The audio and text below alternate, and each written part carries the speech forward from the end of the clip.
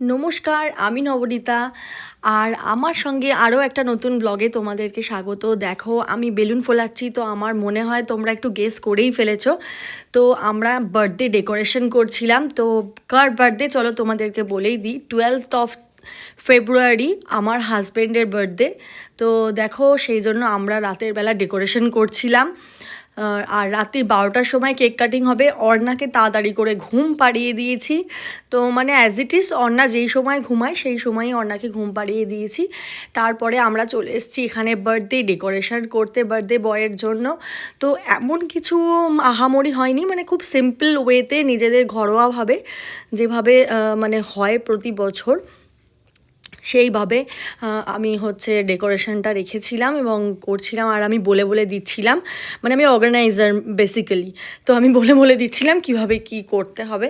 তো দেখো কীরকম লেগেছে তোমাদের ডেকোরেশনটা, মানে খুব সিম্পল ওয়েতে।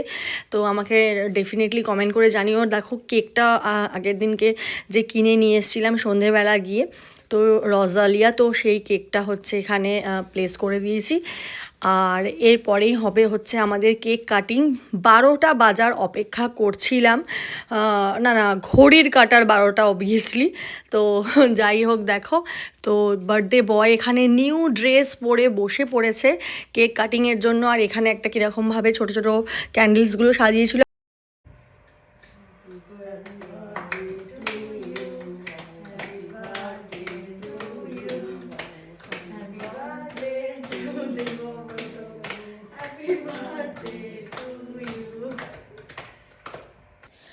গুরুজনদের আশীর্বাদ এবং আমাদের সবার শুভকামনা নিয়ে আরও একটা নতুন বছর শুরু হচ্ছে।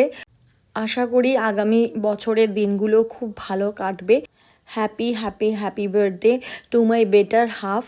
তো খুব ভালো থেকো তুমি। আর তুমি ভালো থাকলেই আমরা সবাই ভালো থাকবো। আমার ভিডিওগুলো যদি তোমাদের সত্যি ভালো লেগে থাকে, আমাকে like, share, subscribe and follow করতে ভুলো না। এরপরে আমরা সবাই ঘুমিয়ে পড়েছিলাম, কারণ অনেক রাত্রির হয়ে গিয়েছিল, 12টা অলরেডি বেজে গিয়েছিল। তো দেখো, সবাই মিলে সামান্য একটু কেক টেক খেয়ে ঘুমিয়ে পড়লাম। তো টাটা, ভালো থেকো তোমরা।